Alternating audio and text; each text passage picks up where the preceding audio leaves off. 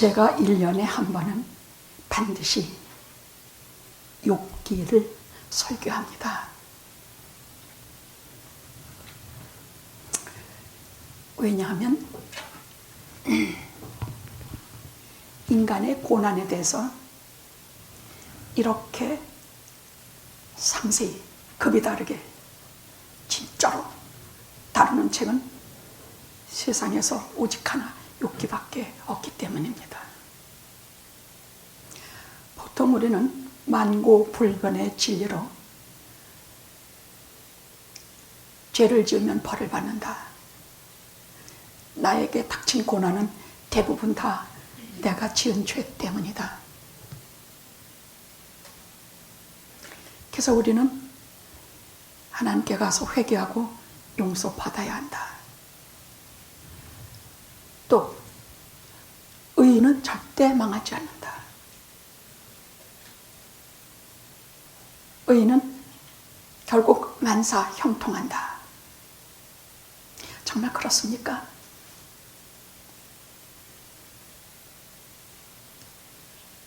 많은 경우 그래요. 그러나 욥기에서는 우리 하나하나를 딱 집어올려서 하나님께서 말씀 하나하나 내 영혼 속에 집어넣으시면서 내가 인생에서 겪는 모든 고난에 대해서 하나님께서 말씀해 주시는 보석 같은 말씀이 우리에게 있습니다. 그래서 제가 1년에 한 번 욥기를 설교합니다. 기도하시겠습니다.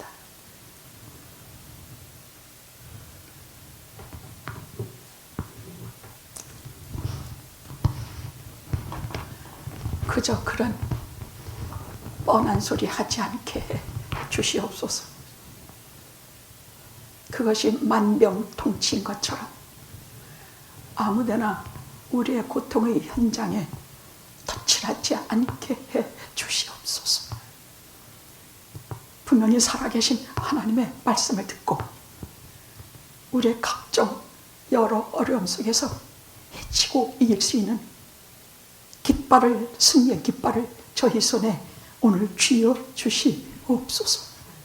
예수님의 이름으로 기도드렸나이다. 아멘.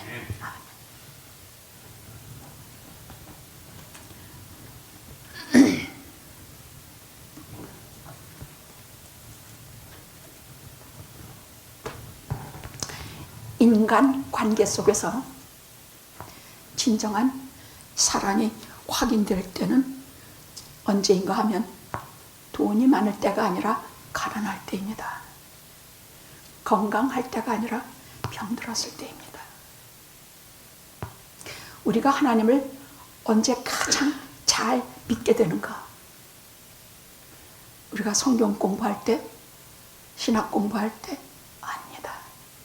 고난 중에 있을 때입니다. 고난 중에 내게 들려주시는 하나님의 말씀을 들을 때 하나님을 가장 가까이 여기게 됩니다.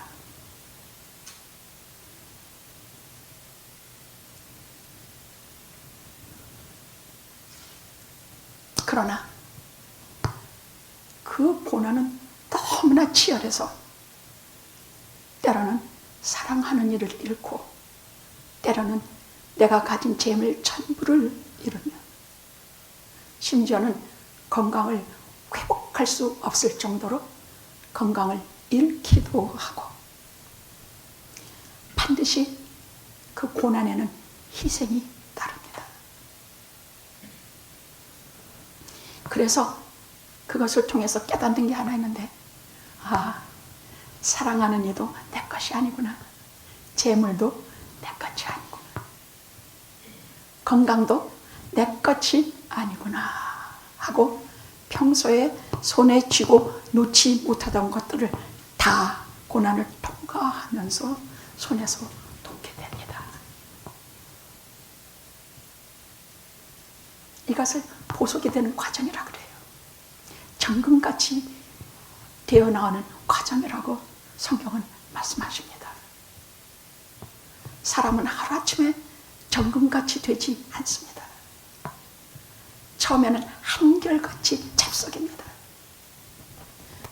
말 그대로 흙도 먹고 되는 대로 생겨 먹고 함부로 생겨 먹은 잡석과 똑같습니다.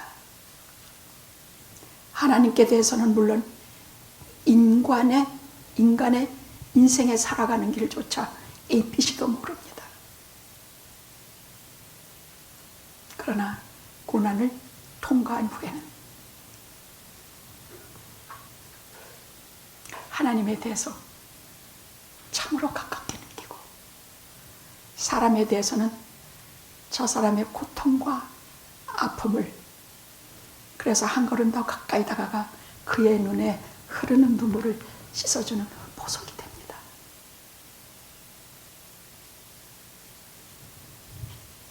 저는 그래서 목회자들이 많은 고통을 겪으니까 진정한 목회자가 될 자격이 있다고 생각합니다.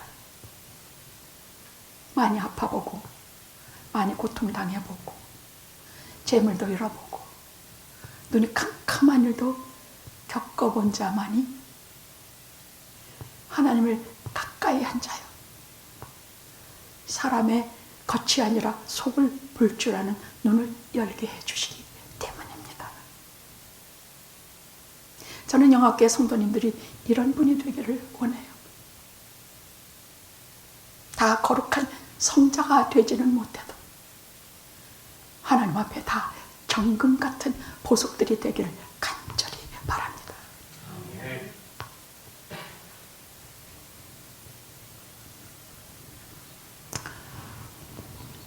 우리가 눈으로 볼 수 없는 천상, 저 구름 위에 높은 하늘에 어딘가에 하나님의 나라가 있지요. 물리적으로도 있을 것입니다.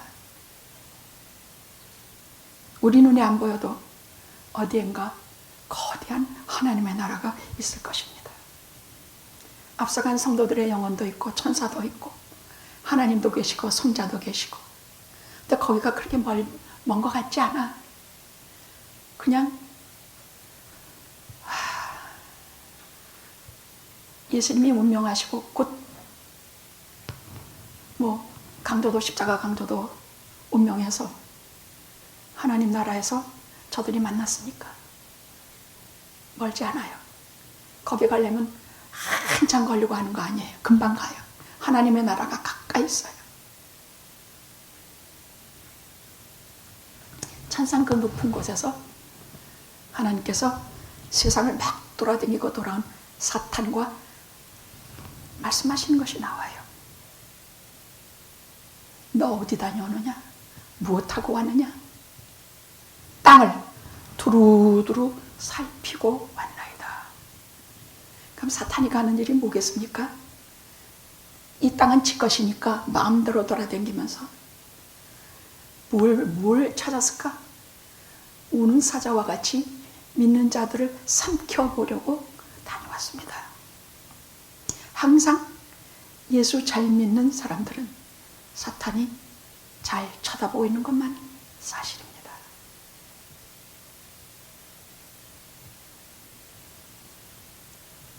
너 내 종 욥을 보았느냐?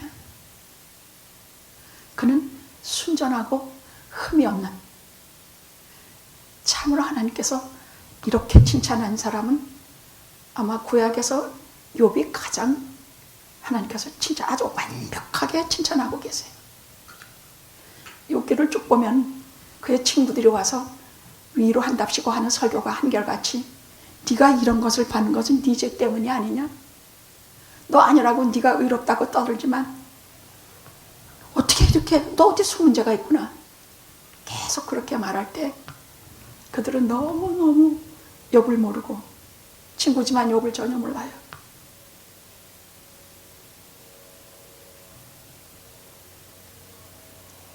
하나님께서 욥을 알고 계셨어요. 그냥 웬만큼 아시는 것이 아니라 속속들이 알고 계셨습니다.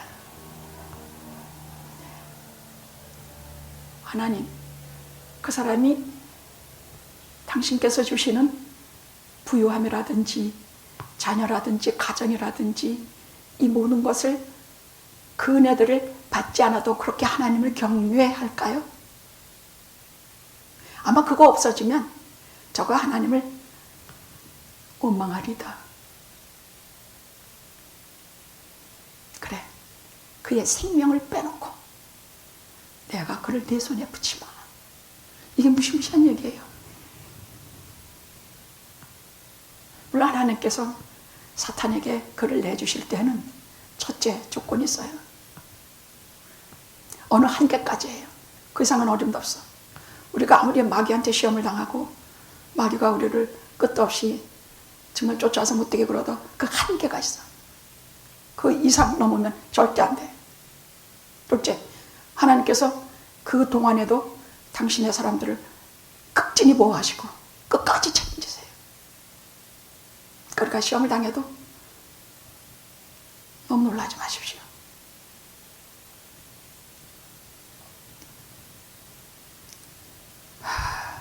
그리고 이제부터 이유도 알 수도 없고 아무도 건드릴 수 없는 욥의 고난이 시작이 됩니다.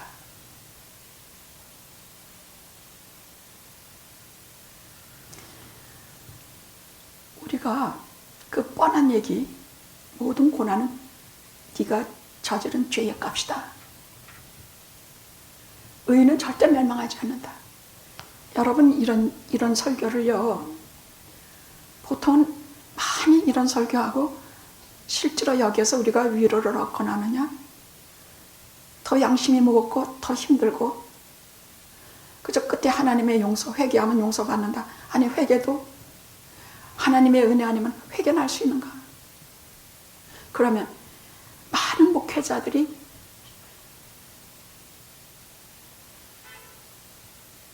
(600만) 히틀러에게 희생당한 그 이족들에게 이런 설교할 수 있는가? 의인은 망하지 않는다. 지금 망하지 않았습니까? 재물을 거 뭘 거 다 망하지 않았습니까? 이런 설교를 팬데믹으로 수없이 세상을 떠난 수많은 40만이라 그래요. 지금 그 사람들에게, 그 유족들에게 이런 설교를 할 수 있습니까? 의인은 망하지 않는다. 고난은 죽음이나 고난이나 이 모든 것은 죄값이다. 정말 그렇습니까?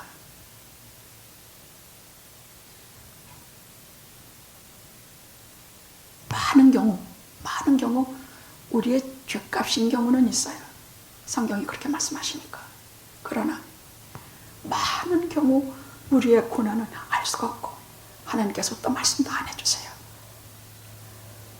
지금 사탄이 하고 욥을 두고 이렇게 하신다는 말씀도 우리는 알고 있지만 욥은 전혀 몰라요. 왜 자기가 이런 고난을 당하는지 정말 몰라요.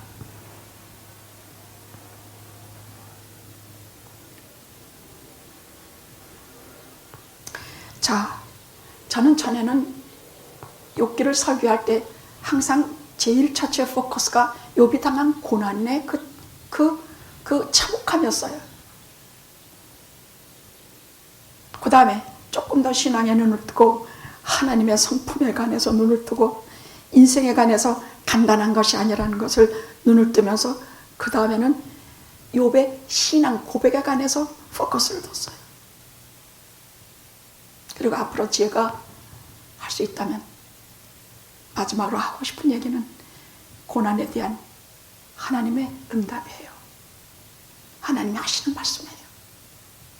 뭐라고 말씀하시는지, 뭐라고 이렇게 고통 속에 그야말로 미친 코뿔소같이 기막힌 욥에게 하시는 말씀이 무엇인지, 그것은 가장 마지막으로 제가 두고 있는 말씀입니다. 오늘은 욥의 신앙 고백에 대해서 포커스를 두고 말씀을 드리겠습니다. 왜냐하면 너나 없이 겪고 당하는 이 세상에서 우리의 믿음의 방패가 되어줄 말씀드리기 때문이에요. 속절없이 고난을 당하면 우리는 허덕허덕하고 또 웬만큼 믿음 있는 사람 같으면 정신이 빠졌지만 걔도 잊지 말고 하나 하실 거 있습니다. 가까운 산에 올라가서 나무 뿌리 붙들고 죽게 나중에 나무 뿌리가 뽑히도록 기도하십시오. 전에 저희 신앙이 저희 초창교회 영학교에서는 우리 교인들 다 데리고 산에 올라가서 기도회를 할 때 그냥 밤새껏 거기 나무 뿌리 붙들고 막 풀뿌리 뽑아지는 건 보통이 아니에요. 웬만한 거 막 다 뽑혀져. 그래서 적당히 되는 나무 붙들고 죽기 살기 씨름하고 하면요, 밤에 그냥 하나님 앞에 기도를 하면 거기 조용하던 제가 그때 느낀 건 도저히 못하겠더라고. 산새들이 확확 놀라서 다 도망가. 뭐 시끄럽지, 막 푸득푸득 날라오르지, 뭐 여기저기서 막 개 짖는 소리 나지 뭐.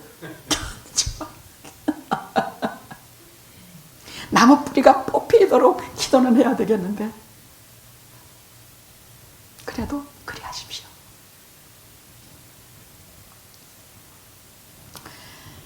자, 오늘은 3가지로 할게요.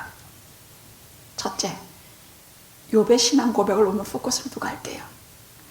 욥의 고통이 아니라 인간의 고난은요, 설명할 수가 없어요. 저는 정말 설명 못해요.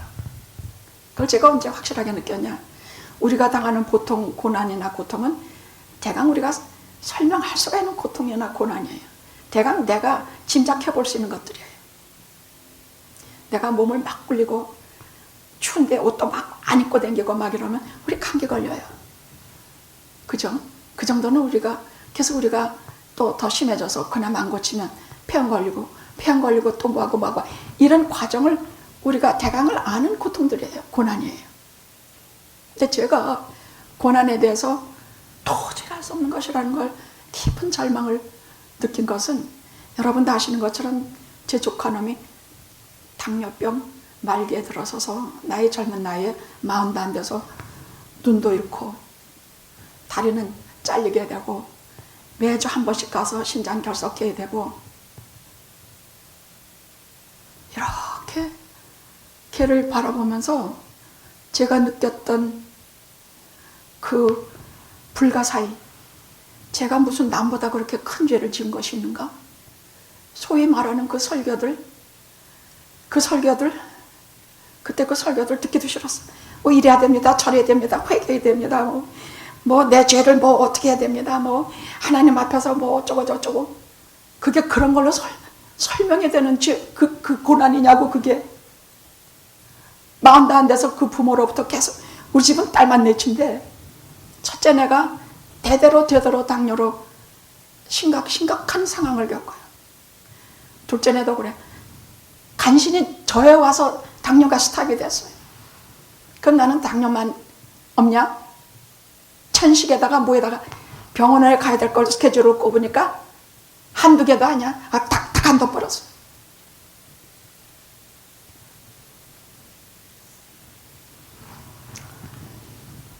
그러니 그 아이가, 그때 우리 인생은요, 뭔가 남들보다 한 가지씩은 내가 부족해서 사실은 너나 할 것이 분노를 품고 살아요. 나는 키가 크고 싶은데 키가 작다든지, 나는 좀 예쁘게 생기고 싶은데 내가 좀 인물이 좀 못났다든지, 내가 좀 머리가 좋고 싶은데 머리가 별로라든지, 좀 학교도 좋은, 이런 사람마다 한 가지씩은 다 뭔가 부족한 것을 가지고, 믿는 자들은 하나님께 분노를 품고 살고, 안 믿는 자들은 자기 인생의 운명에 대해서 분노를 품고 살게 돼 있어. 그래서 필히 욥기를 통해서 환난을 겪으며 참된 살아계신 하나님을 만나 참된 신앙 고백을 하고, 그 신앙 고백을 통해서 진짜 보석이 되는 것을 겪을 때야 내가 가진 이 아픔이, 나만이 가진 이 분노가 해결이 되고, 오히려 보석이 되어서 저 사람의 마음속에 있는 그 아픔을 씻어줄 수가 있고, 저 사람 눈에 흐르는 그 눈물을 닦아줄 수가 있는 것이에요. 그게 보석이에요. 이것은 하루아침에 되는 것이 아니라 많은 고통과 환난을 겪은 사람들에게 나오는, 하나님이 만드시고자 하는 보석 같은 사람들의 특징들이에요. 그래야 하나님을 사랑하고 사람을 비로소 사랑할 수가 있게 돼요.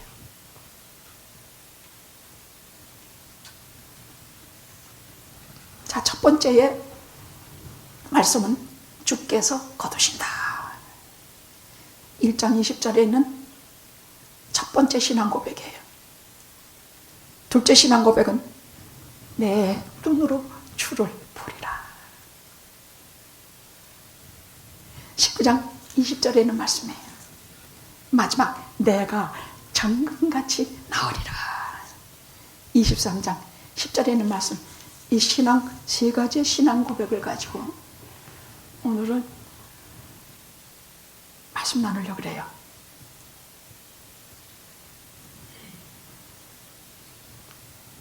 자, 주께서 거두신다 하시는 말씀이에요.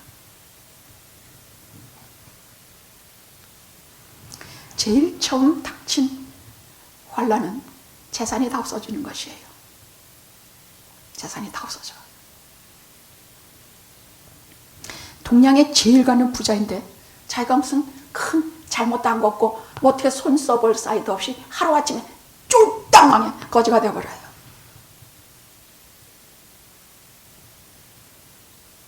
그 다음에는 자식을 다 잃어요.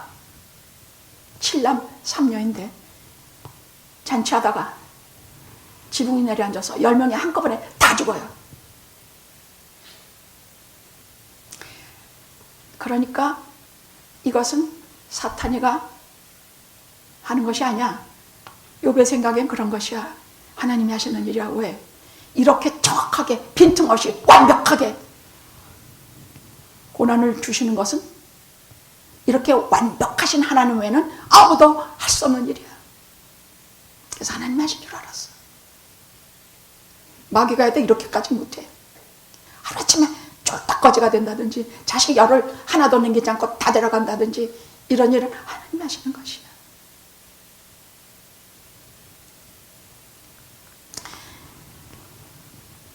우리에게는 믿음의 분량이라는 것이 있어요. 어떤 이는 계속 이만큼이 되고 어떤 이는 이만큼 되고 어떤 이는 요만큼 돼. 믿음의 분량이 이만큼이든 요만큼이든 요만큼이든 이런 경우 다 터져, 다 미쳐요. 다 터져버려요. 미쳐버려요. 하나님 왜 하필 저입니까? 하나님 왜 하필 저한테 화살을 겨누어서 제게 화를 쏘십니까? 하나님 왜 제가 뭘 그렇게 잘못했다고요? 제가 한 거라고? 여러분 이런 하늘에다 대고 이런 절규 같은 거 해보신 적 한 번도 없어요? 전 있어요.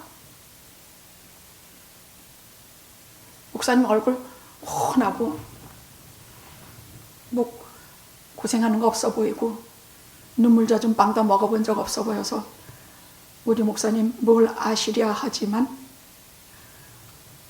목회 30년을 세우신 그 밑바닥에는 하나님께서 저를 땅바닥에 맨몸으로 팡가지란 무시무시한 아픔을 겪고 그 맨 밑바닥에서 하나님이 내려주신 그 생명의 줄을 한 줄 한 줄 한 줄 해서 간신히 땅에 올라선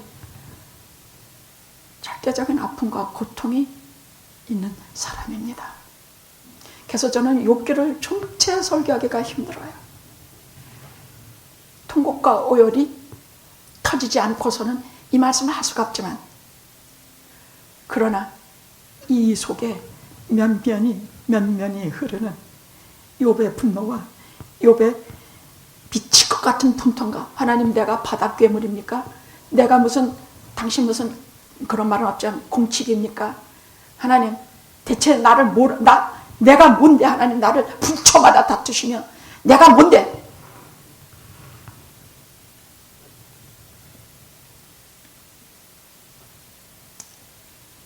불같은 분노가 하루에도 여러 번 솟아서 아마 요즘식으로 말하면 산에 올라가서 나무 풀뿌리를 아마 나무 어린 나무 한 10개는 뽑지 않았겠습니까?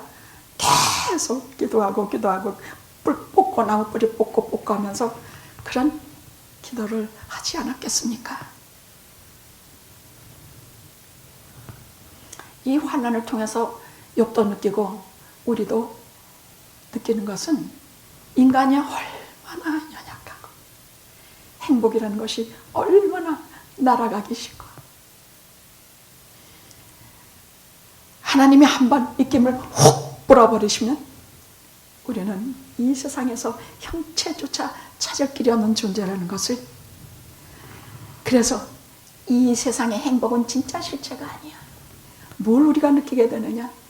이 세상의 실체, 진짜 실제로 살아있는 존재는 우리 행복이 아니야. 그는 그냥 날아가는 바람이야. 겨와 같아. 진짜 실체는 하나님이시여 하나님의 말씀인 것을 그래서 깨닫게 돼요. 진짜 실체는 우리가 자녀는요, 이런 고통을 겪으면서 사랑하는 이도 잃고 재물도 잃고 건강도 잃고 하면서 깊이 깨닫게 되는 것이 사랑하는 이도 내 것이 아니다, 재물도 내 것이 아니구나. 그래서 욕심내던 모든 것을 다 손에서 내려놓는 그런 경험을 하는 것처럼, 이런 것을 느끼면서 인간이 너무 연약한 것, 인간의 행복이라는 것은 너무나 바람에 나는 겨와 같이 한순간 꿈 같은 것. 진짜 실체는 그런 행복이 아니라 하나님이시구나. 진짜 살아있는 실체는, 실제로 살아서 존재하는 존재는 하나님의 말씀이구나 하는 것을 우리가 알게 돼요.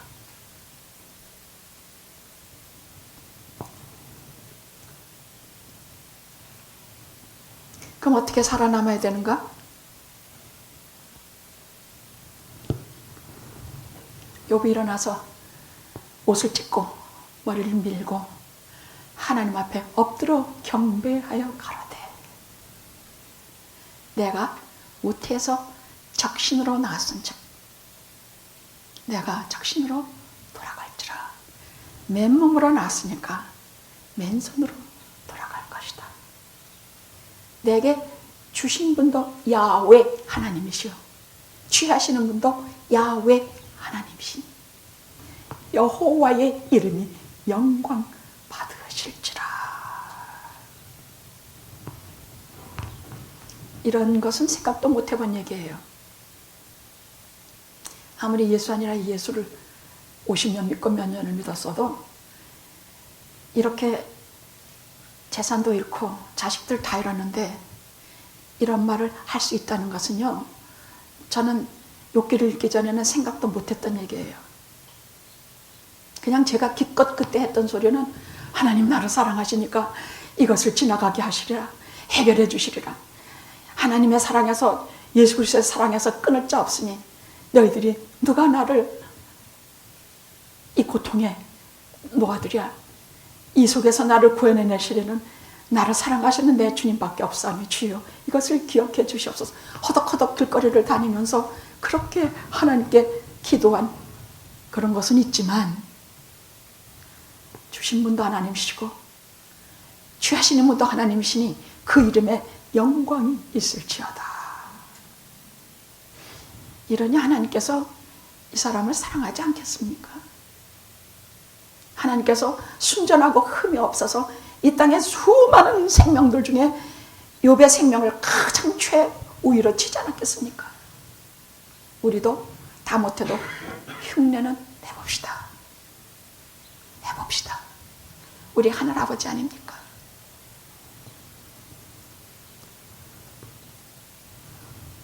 그 다음에 나오는 것이 내가 내 눈으로 주를 보리라. 이 신앙 고백이에요. 세 번째 당하는 고통이 아내를 잃었어.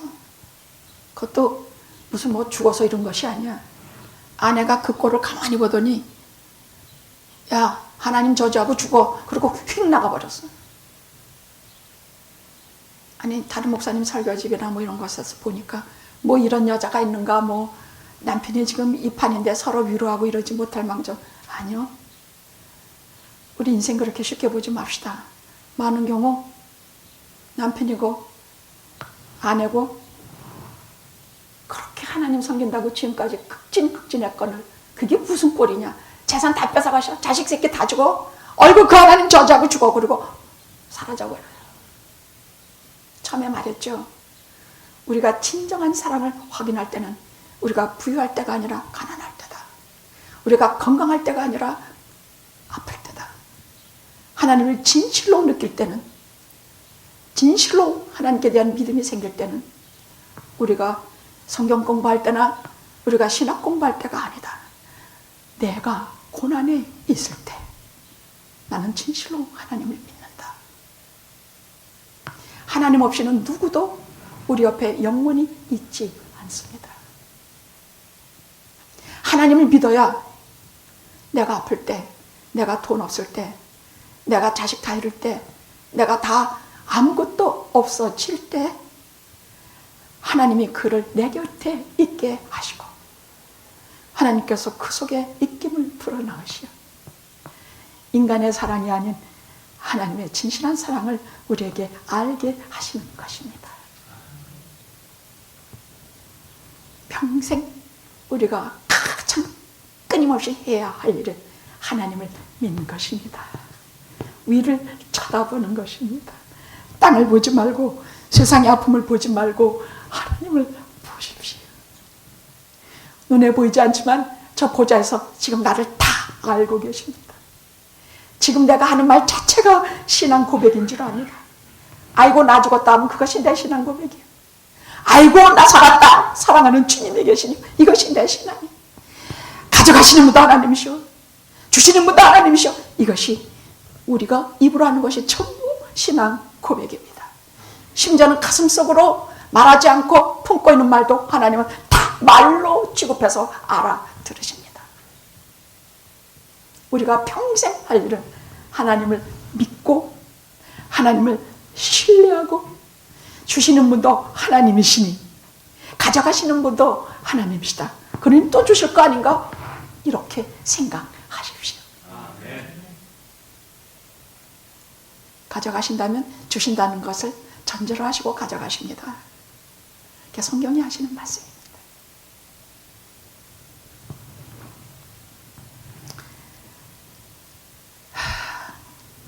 저는 그게 몇 장인지 좀 뒤져봤습니다만은 네 번째 당하는 고통은요, 건강을 잃어버리는 고통이에요. 종기가 온몸에 가득 나가지고 머리끝부터 저 발끝까지 그 부스럼이 개가 와서 핥고 가렵고 가렵다 못해 기왓장으로 긁고 여기 뭐 거름더미 위에서 뒹굴고 잿더미 위에서 몸을 뒹굴뒹굴 굴러가면서 그 고통과 가려움과 진물과 헌대와 이게 어떻게 해결할 길이 없어. 그런데 여기에 친구들이 와서 하는 말이 너 무슨 수문제 있지? 너 무슨 너 잘났다고 맨날 그랬지? 의인은 망하지 않아. 근데 넌 망했잖아. 이게 다 뭔 소리입니까? 도대체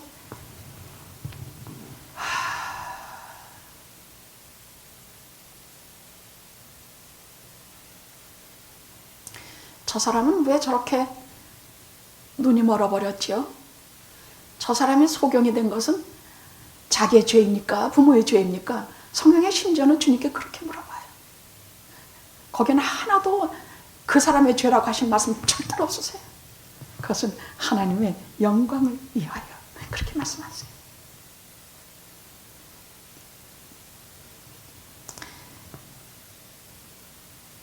내가 뭐 하나 읽을 테니까 이것은 욥의 생생한 고통의 그냥 절규야. 나는 먹기 전에 탄식이 나며 나는 내게서 앓는 소리가 물이 쏟아지는 것 같이 앓는 소리가 나는구나. 나의 두려워하는 그것이 내게 임했고 나의 무서워하는 그것이 내게 임했다. 나는 평강도 없고 안식도 없고 고난만 넘쳐 흐르니. 그리고 유명한 그 말을 합니다. 욥기 전체에서 이 말은 하나님께 따져 묻는 소리 같지만은 실은 진실로 하나님께서 우리를 어떻게 대하시는가를 말씀하시는 아주 중요한 구절이 나옵니다. 17장 17절에는 말씀입니다. 사람이 무엇이간데 크게 여기셔서 그에게 그렇게 마음을 두시고 아침마다 권징하시며 분초마다 시험하시나이까. 주께서 내게서 눈을 돌이키지 아니하시며 나의 침 삼키는 동안도 나를 놓아주지 아니하시니 어느 때까지 그리하시겠습니까?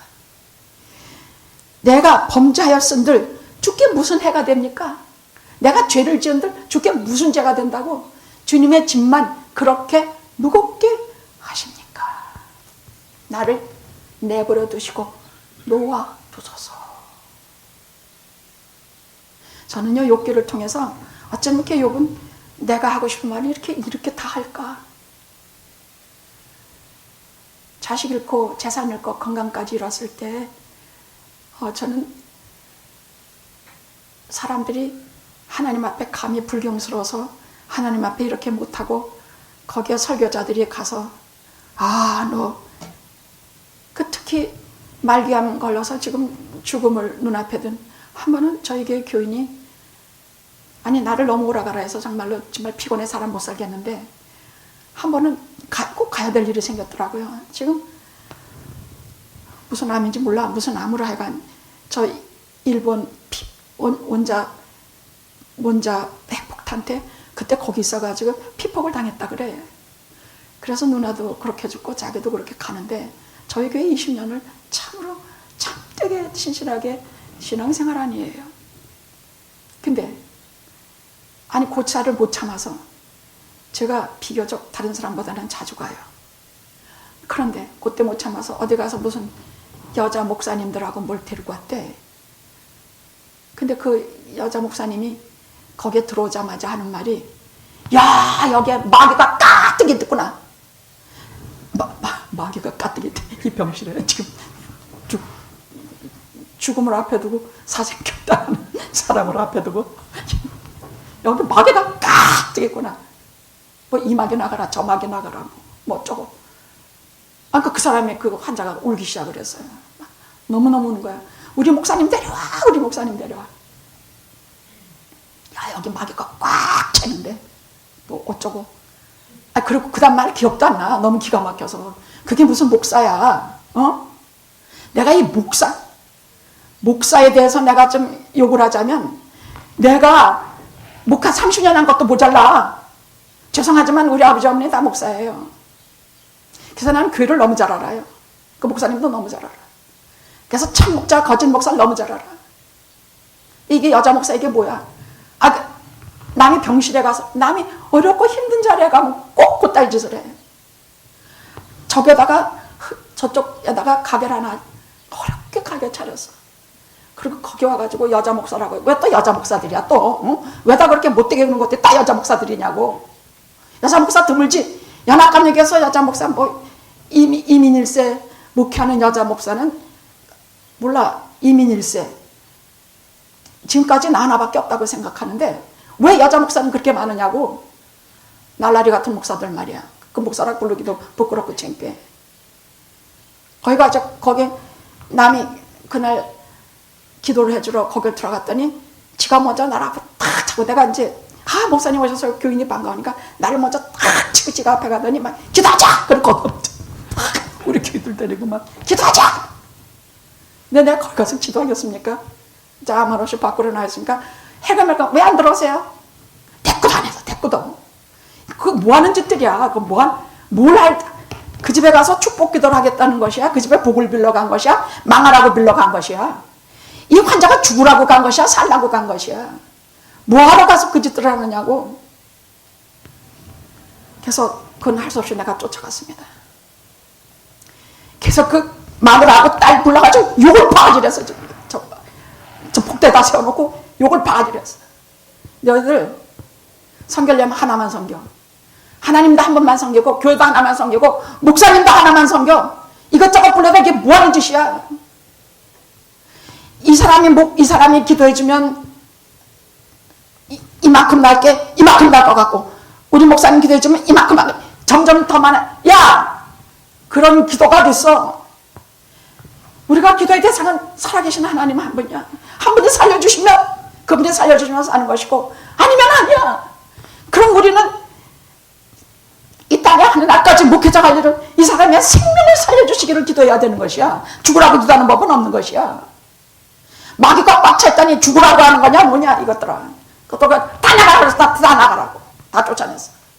그 여자 목사님 먼저 다 쫓아내서 여기서 다 나가십시오.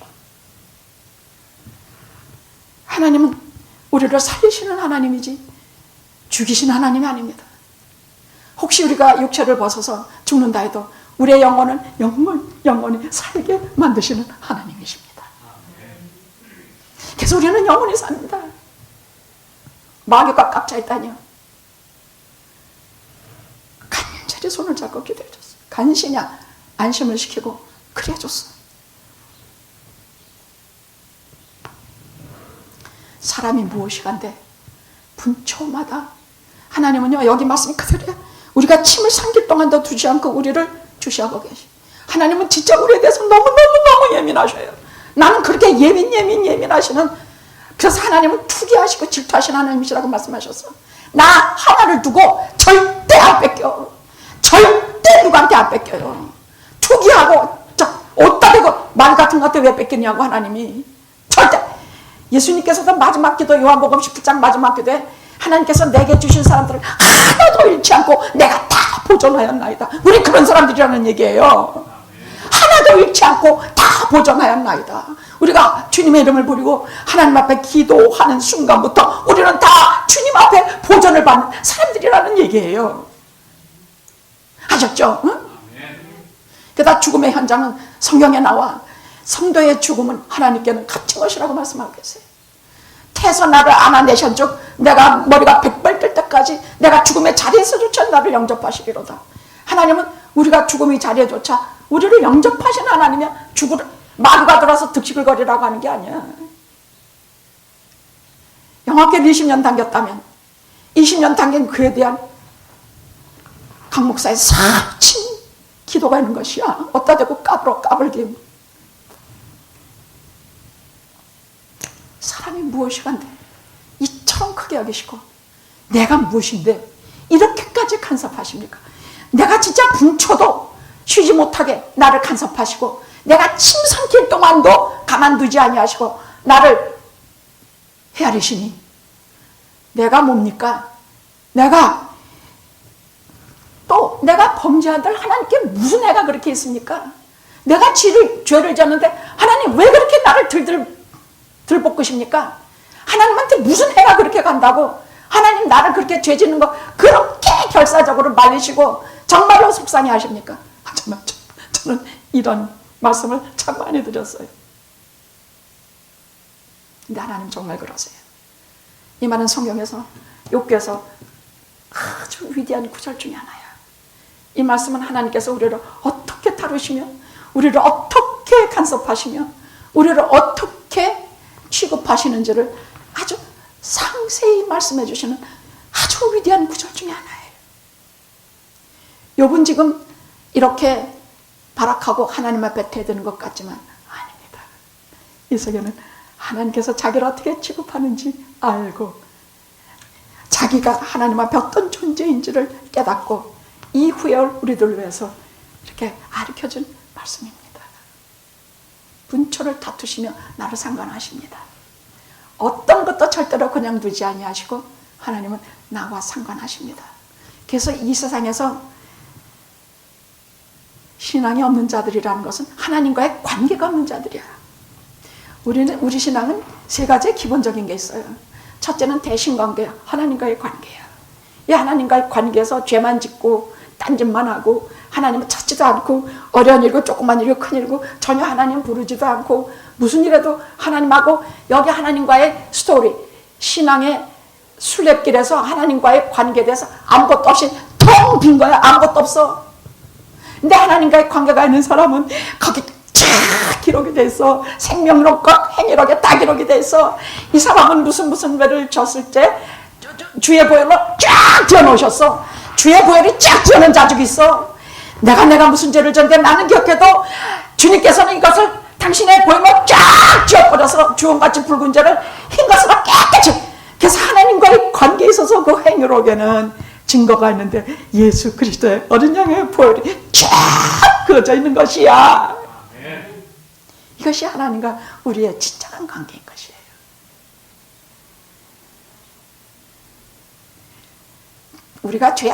우리 어떻게 죄 안 짓습니까?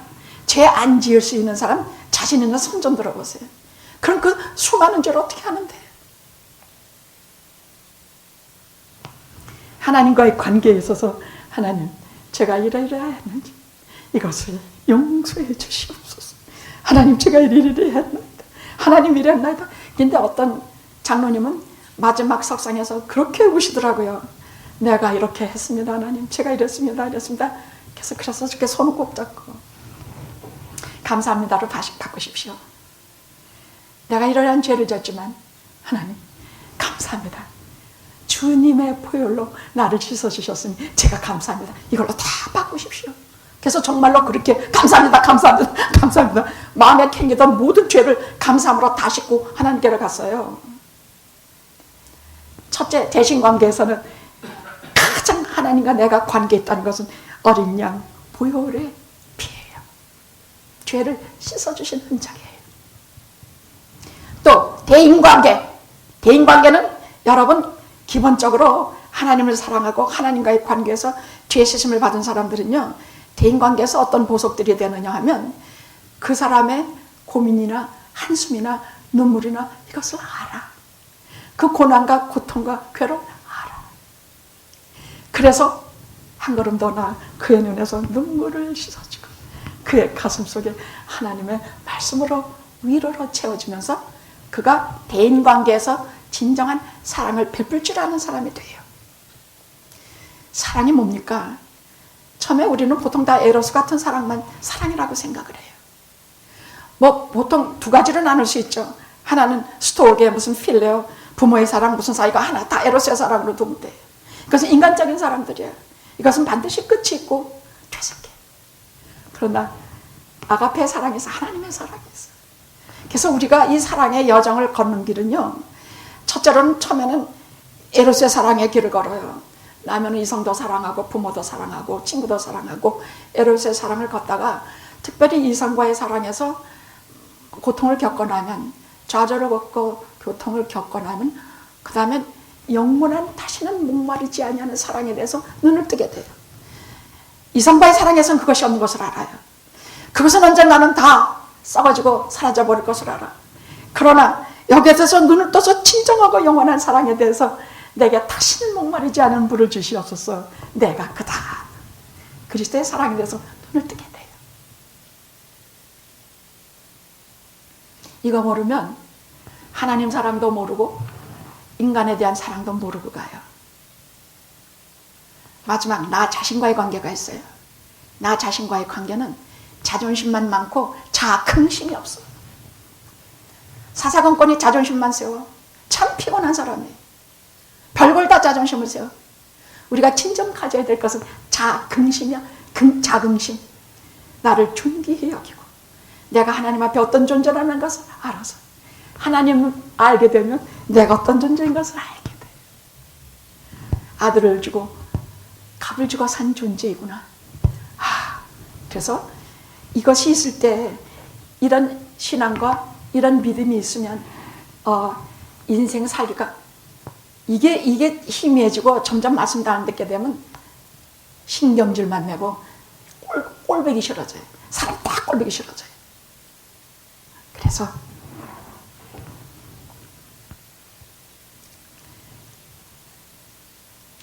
고난당한 욥에게 그 친구들이 와서 하는 설교, 완전한 의인은 없다. 너 봐라. 모든 고난은 네가 지은 죄 탓이다. 모든 죄의 벌은 지금 이런 고난이다. 이런 식의 설교는 만고불변의 진리지만 욥기에 보면 하나님께서 이런 설교를 심판하셨습니다.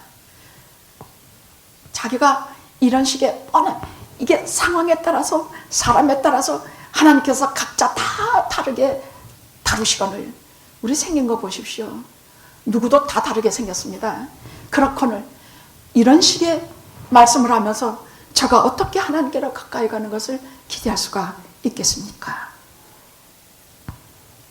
그래서 그가 이렇게 신앙 고백합니다. 헌대를 긁으면서 그 친구들까지 이루면서 다 명녀도 이루면서, 우리가 고난을 당하면 제일 믿는 자들이 걱정하는 게 하나 있어요. 내가 이런 꼴을 당하면 사람들이 나를 얼마나 비웃을까.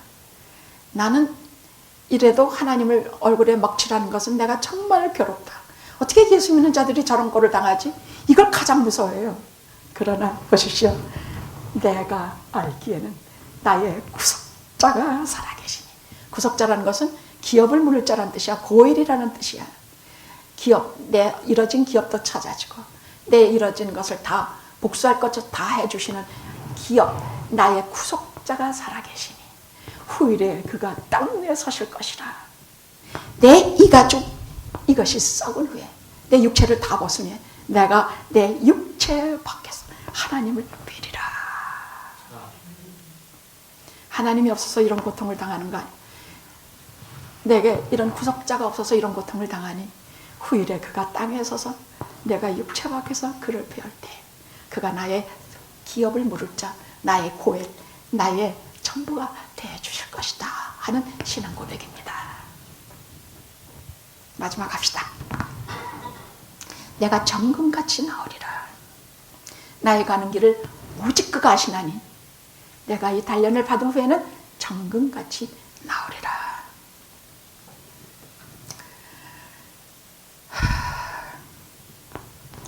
제가 참 심하게 아플 때가 있었어요.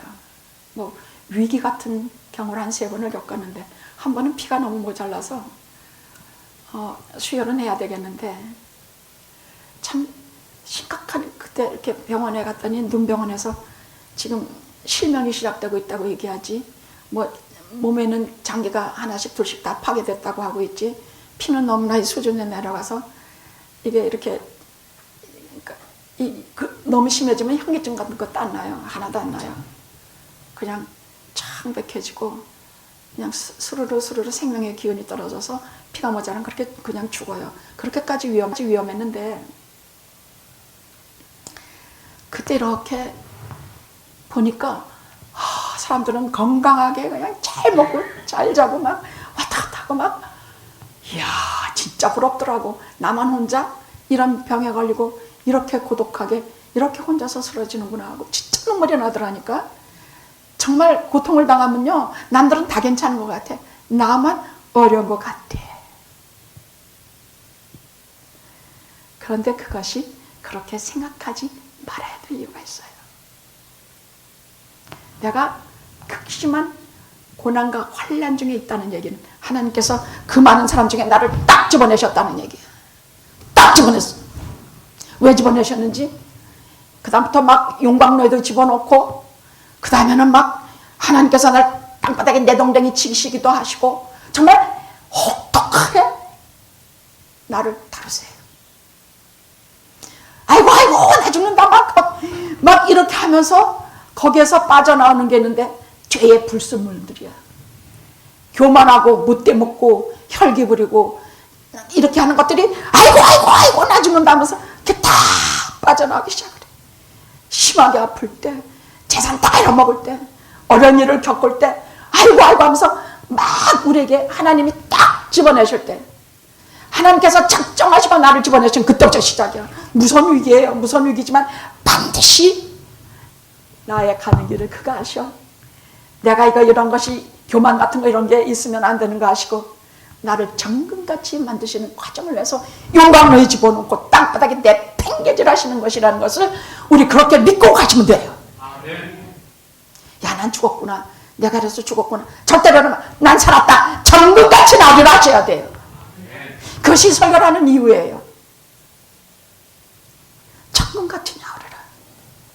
하나님께서는 딱 하나 나를 집어내셔. 그 많은 사람 중에 나를 모시고 딱 집어내셔. 아이고 하나님 잘못했습니다. 그리고 누가 가르쳐주지 않아도 오만 방자한 꼴을 다 토해내게 돼. 욕도요, 말 안 해서 그렇지 그 사람 지가 제일 의롭고 지가 제일 특별하다고 생각했거든. 그거 다 땅바닥에 패대게 치는 순간에 그 어떤 교만, 어떤 내가 가진 잘난 척하는 거, 이 모든 것들이 다 패대기를 치고 말아.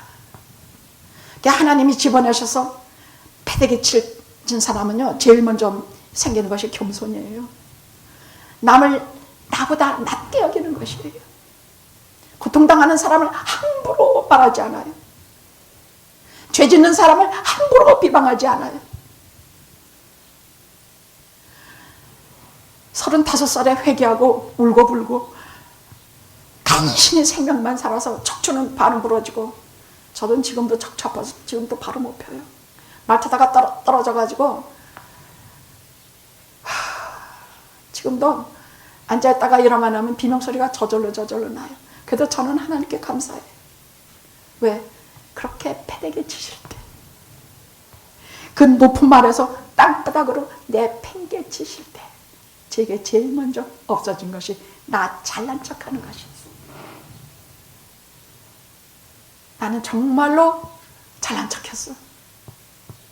아무것도 없으면서 친구들 우습게 여기고 형제들 우습게 여기고, 우리 형부들 가지고 저런 남자하고 결혼하려면 나는 10명하고 다 하겠다 막 이랬으니까. 아니 우리 언니들 결혼하겠다고 데리고 왔는데, 근데 나도 하나 썼어. 왜? 대학 졸업하는데 지네들은 다 남자친구들이라서 막 사진 찍어주고 막 난리를 푸는데 나는 대학 졸업하는데 남자친구도 없었던 거야. 얘 너는 뭐 대학 졸업하는데 남자친구도 없냐? 그 나도 하나지. 야 내가 저런 형부 같은 사람들 하고 하려고 그랬으면 내가 10명부터 했었겠다. 근데 그 말이 얼마나 모욕적이고 건방지고 뒤집단 말이냐. 나는 정말 평생에 형부들한테 얼굴도 못 들어서. 우리 형부들이 참 잘생기고 사람들 묻어나거든.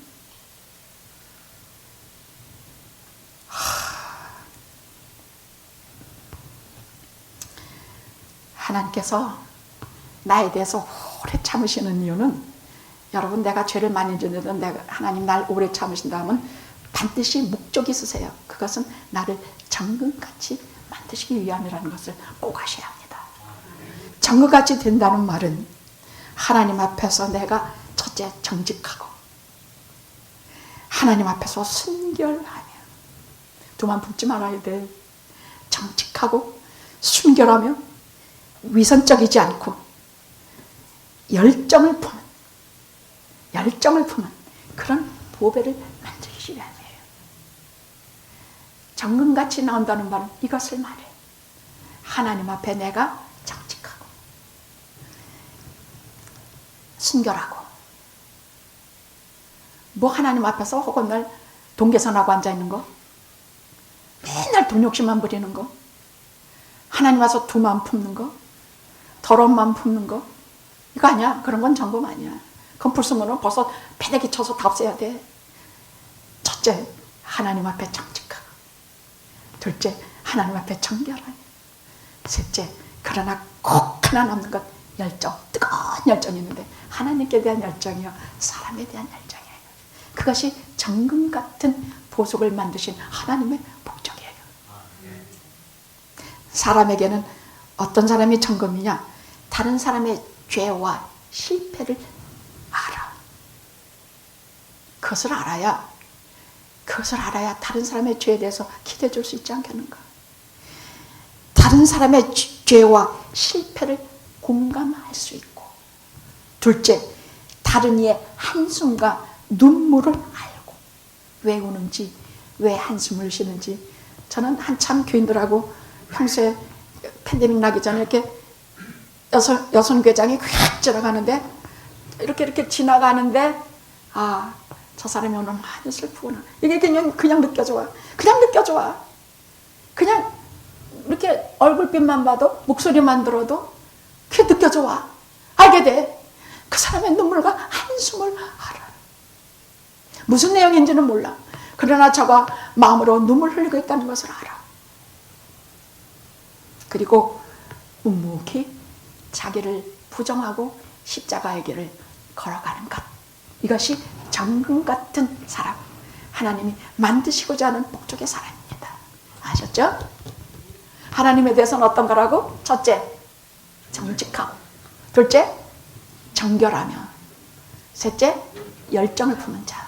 사람에 대해서는 죄와 눈물을 알고 이해하며 묵묵히 십자가의 길을 걷는 자. 이것이 하나님께서 나를 땅바닥에 내팽기고 재물을 잃게 하고 때로는 건강을 잃게 하고 때로는 세상에서 온갖 손가락질을 받는 사람으로 만드시는 이유의 하나라고 생각하시면 됩니다. 1차적인 것은 많은 경우 내 잘못이에요. 그러나 이것만으로 하나님께서 그렇게 보복이 나신 하나님 아니에요. 그런 거 아니에요. 내 죄로 내가 이런 고난을 받는다 해도 하나님의 목적은 달라. 정금같이 만드시기 위함입니다. 아시겠습니까? 나를 보복하시기 위해서가 아닙니다. 나를 정금같이 만드시기 위함입니다. 나의 가는 길을 오직 그가 아세요. 저 사람도 몰라. 다 아는 척하고 뭐 저거 뭐 그랬지 어랬지 어쩌지 다 몰라. 지가 뭘 알아. 욥을 가지고도 그렇게 흉을 봤는데 나의 가는 길을 오직 그만이 아셔. 그래서 하나 개런티 할 수 있는 거 그만이 하신다면 개런티 하는 거 내가 정금같이 나올 것이야. 아셨죠? 네. 어떤 경우에도 신앙 고백하시면서 어떤 경우에도 신앙으로 이기는 법을 배우십시다. 네. 기도하시겠습니다.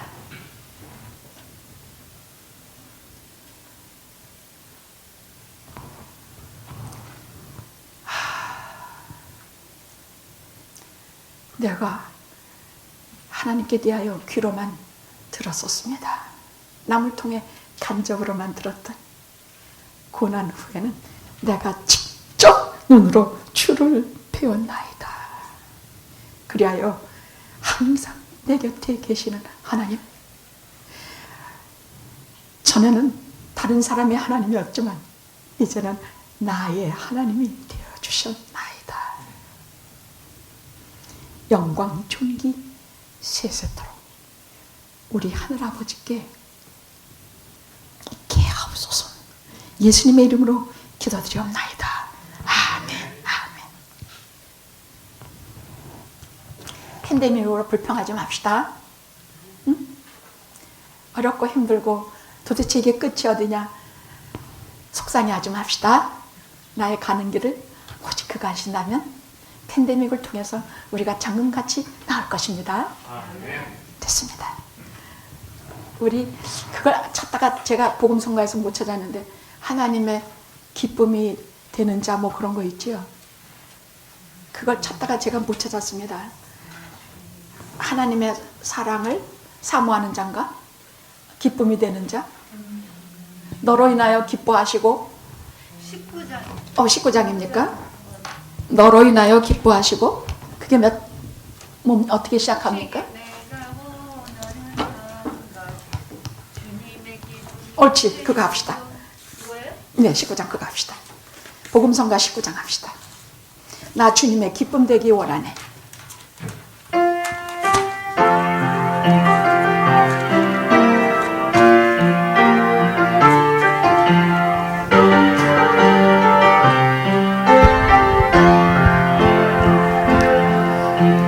나 주님의 기쁨 되기 원하네. 내 마음을 새롭게 하소서. 새 부대가 되게 하여 주사. 주님의 빛을 하소서.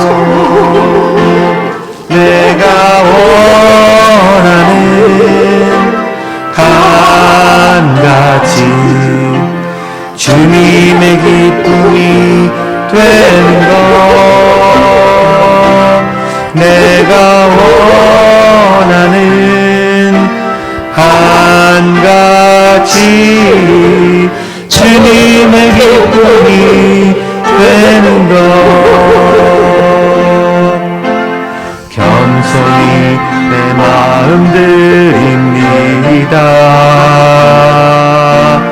나의 모든 것 받으소서.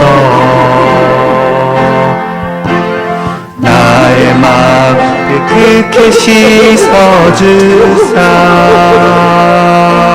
주의 길로 행하게 하소서.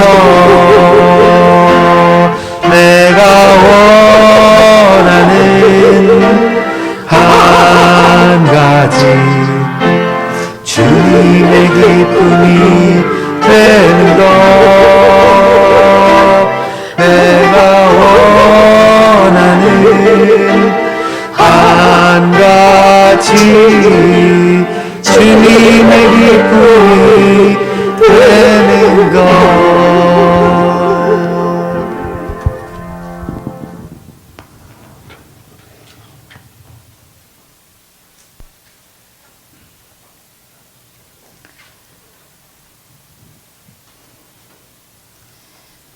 이제는 우리 주 예수 그리스도의 사랑과 내 주 아버지 하나님의 신실하신 영원한 은혜와 성령님의 감동 감화 역사하시니 오늘도 새롭게 되며